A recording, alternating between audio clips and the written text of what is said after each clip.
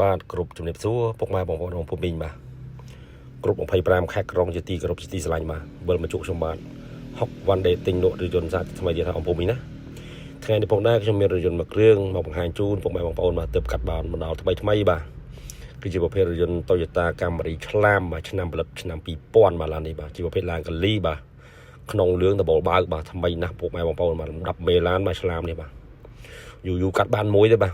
ឆ្លាមប្រភេទថ្មីទេបាទថ្មីណាស់បាទកុំឲ្យខាត់ពេលយូរសូមអ៊ំពុំមីងមកទស្សនាវីដេអូខ្លីមកជុំជាមួយបងប្អូននៅតទៅបាទជាប្រភេទឡានស្អាតបាទមុខក្រោយធានាជូនបាទមិនមានបុកមិនមានប៉ះ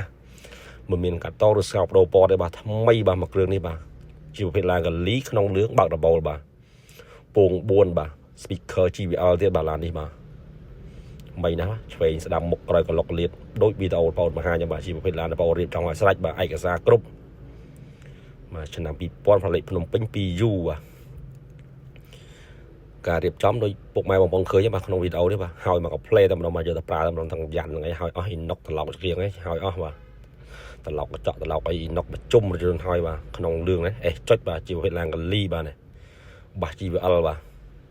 ពង4នេះដបលបើកបាទដបលលើដបលនេះដំណើរការទាំងអស់មកឡាននេះសំណុំបាទមីបាទក្នុងអីបាទសំណុំតែម្ដងមកឡាននេះបាទចង់សម្រាប់បងដែលកំពុងស្វែងរកឆ្លាមបាទអាចឲ្យមើលមួយគ្រឿងនេះបានបាទយកទៅប្រើប្រាស់បាទធានាជូនមកម៉ាស៊ីនជើងក្រោមឲ្យហាប់ណែនល្អតាំងពីសាច់ដៃគឺខៀវបាទកន្លុកលៀតបាទសម្រាប់ទីតាំងបងប្អូនផងដែរនៅរាជធានីភ្នំពេញតាមបណ្ដោយផ្លូវ2004បាទព័ត៌មានលម្អិតសេវាកម្មបោះរំលោះតម្លៃឡានបាទ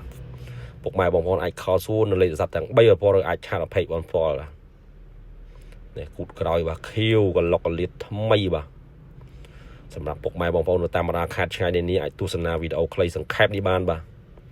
ធានាជូនមកមិនឲ្យខុសភិនភាគឲ្យឡាននេះបាទ10មេឡានជូនមកឆ្លាមនេះបាទលុកម៉ាស៊ីនក៏ថ្មីដែរបាទនៅ7ពណ៌តែម្ដងមកឆ្លាមនេះថ្មីណាស់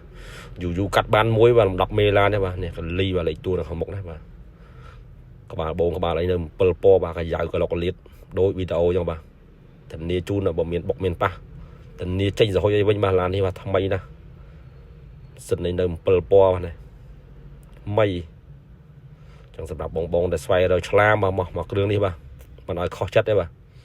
កន្លុកលៀតដូចវីដេអូបង្ហាញចឹងបាទចង់ទិញដាច់វាយដូរបនរំលោះបាទអាចតាក់ទងបងប្អូនបានបាទជាចុងក្រោយបាទសូមអរគុណសម្រាប់ពុកម៉ែបងប្អូនដែលតែងតែគាំទ្រកន្លងមកបាទសម្រាប់បងស្វែងរកឆ្លាមមកមើលមួយគ្រឿងនេះថ្មីណាស់បាទអរគុណជំរាបលាបាទ